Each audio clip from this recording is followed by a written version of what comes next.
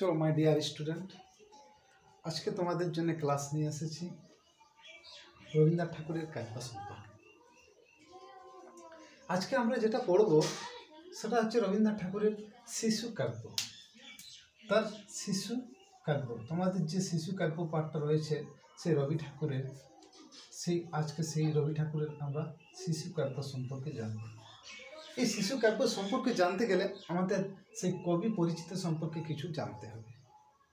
এই কবি পরিচিত সম্পর্কে রবীন্দ্রনাথ ঠাকুর একজন কবি হচ্ছেন, অন্যদিকে তিনি হচ্ছেন উপন্যাসিক, গল্পকার, চিত্রকার, সঙ্গীতকার।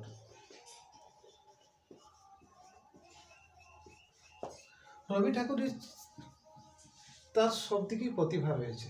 তিনি একদিকে যেমন উপন্যাসিক, তেমনি অন্যদিকে রয়েছেন গল্পকার, এছাড়া তিনি ছিলেন চিত্রকর, এছাড়া সঙ্গীতকর। এই মহান ব্যক্তি রবি ঠাকুরের জন্ম হয়েছিল 1861 খ্রিস্টাব্দে এবং মৃত্যু হয়েছিল 1941 খ্রিস্টাব্দে। তিনি যেসব পরিচিত বা তাকে যেসব উপাধি দেওয়া হয়েছিল সেগুলো হচ্ছে বিশ্বকবি। তাকে বিশ্বকবি যদি দেখা যায়, বিশ্বকবি তাকে কে উপাধি দিয়েছেন?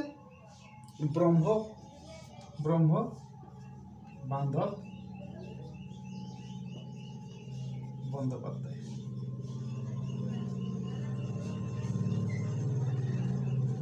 কবিগুরু তাকে বলা হয়। কবিগুরু তাকে কে উপাধি দিয়েছেন? ক্ষিতিমোহন সেন। এটা ভালো করে খেয়াল রাখবেন। কবিগুরু তাকে উপাধি দিয়েছেন ক্ষিতিমোহন সেন। গুরুদেব উপাধি দিয়েছেন মহাত্মা গান্ধী।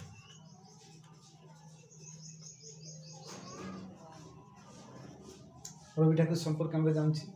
এর ছদ্মনাম, রবি ঠাকুর সেই সময় যে ছদ্মনামে ব্যবহার করতেন, অর্থাৎ ছদ্মনাম বলতে রচনার পাশাপাশি নিজের নাম ব্যবহার না করে তারা ছদ্মনাম ব্যবহার করতেন সেই সময়। সেই ছদ্মনামটি ছিল ভানুসিংহ ঠাকুর এবং আন্নাকালী পাকড়াসি।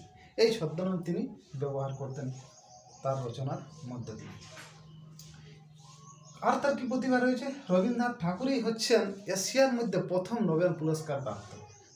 নোবেল পুরস্কার প্রাপ্ত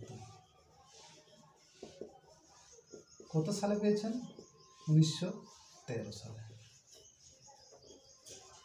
কোন গ্রন্থে? যেহেতু সংস অফারিংস।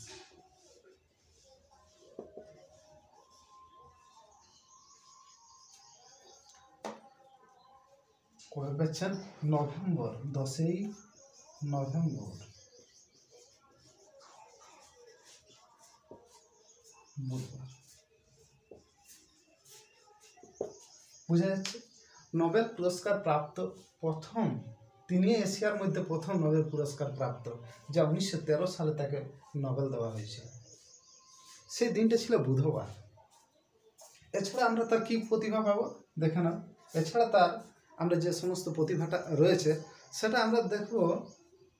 তিনি হচ্ছেন দুটো দেশের জাতীয় সঙ্গীতকর বা জাতীয় সঙ্গীত রচনা করেছেন। দুটো দেশে, একটা হচ্ছে বাংলাদেশ আর একটা ভারতবর্ষ। দুটি দেশের জাতীয় সঙ্গীত রচনা করেন।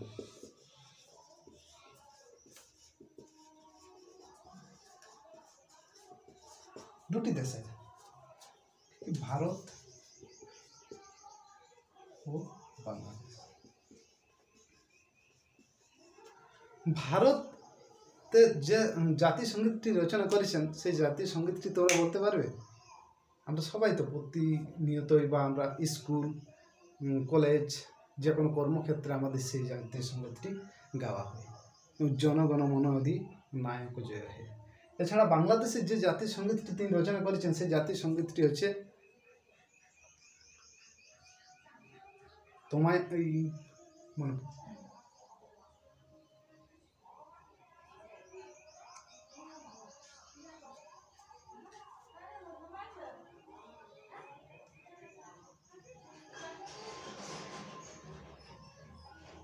আমারই সোনার বাংলা, আমি তোমায় ভালোবাসি।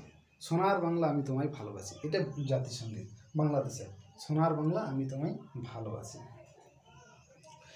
এছাড়া তার প্রথম কাব্যগ্রন্থ রবি ঠাকুরের প্রথম কাব্যগ্রন্থ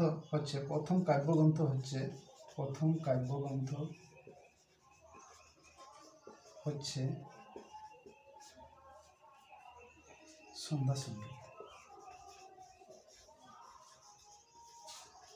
কিন্তু এর আগে আমাদেরকে জানতে হবে তার কিন্তু প্রথম কবিতা যেটা নাকি প্রথম কবিতা তার যেটা রচনা হচ্ছে সেটা হচ্ছে হিন্দু মেলার উপহার। এটা আমাদেরকে খেয়াল রাখতে হবে।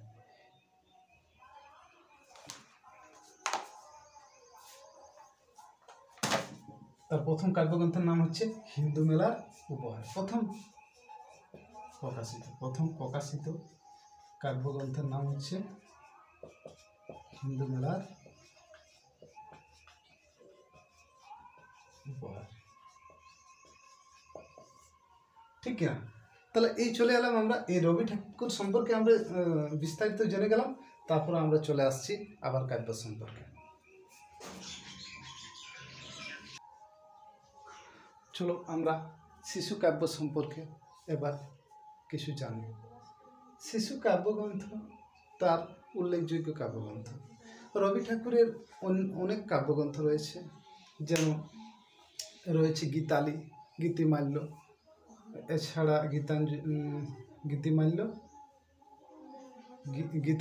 গীতিমাল্য, গীতালি, এছাড়া মহুয়া রয়েছে, শেষ লেখা, নবজাতক, মহুয়া, কবি কাহিনী, সমস্ত তার কাব্যগ্রন্থ রয়েছে। তার মধ্যে উল্লেখযোগ্য কাব্য হচ্ছে শিশু। এই শিশু কাব্যগ্রন্থের প্রকাশ সাল 1903 খ্রিস্টাব্দে। এই শিশু কাব্যগ্রন্থটা কত সালে প্রকাশিত হয়েছে? 1903। এই 1903 খ্রিস্টাব্দে তার শিশু কাব্যগ্রন্থটি প্রকাশিত হয়েছে। এটা বঙ্গাব্দ হিসাবে যদি আমরা ধরা হয় তাহলে 1903 থেকে 593 বিয়োগ করে দিলে যা হয়ে যাবে সেটাই বঙ্গাব্দ সাল চলে আসবে। 3 3 0 9 আছে কত 10 1 5 হাতে 1 6 6 আছে কত 9 বলাবে 3 1310। অর্থাৎ তাহলে শিশু কাব্যগ্রন্থটি 1310 বঙ্গাব্দে প্রকাশিত হয়েছে।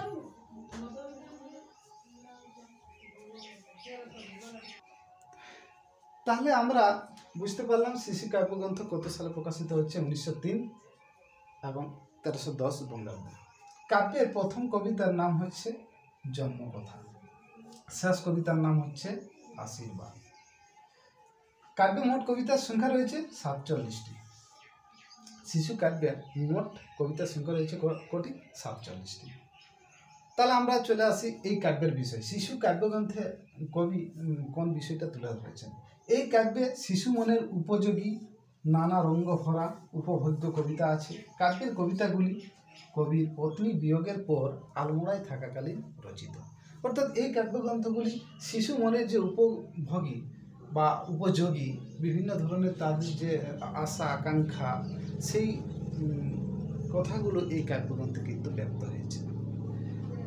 তো আমাদের এই শিশু কাব্যগ্রন্থে যে সমস্ত পাঠ্যগুলো রয়েছে আমাদের অর্থাৎ আমাদের যে পাঠ্য অন্তর্গত রয়েছে সেগুলো হচ্ছে তোমাদের যে পাঠ্যগুলো রয়েছে সেটা হচ্ছে মাঝি, কাগজের নৌকা,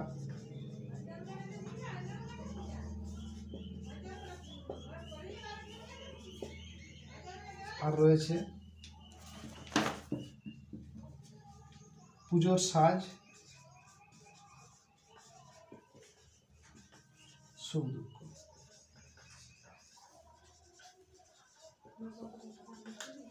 তো এই ছিল আমাদের ক্লাস।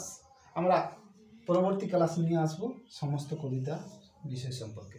সমস্ত কবিতা এগুলো তোমাদের পাঠ্যে রয়েছে, 1 2 3 4।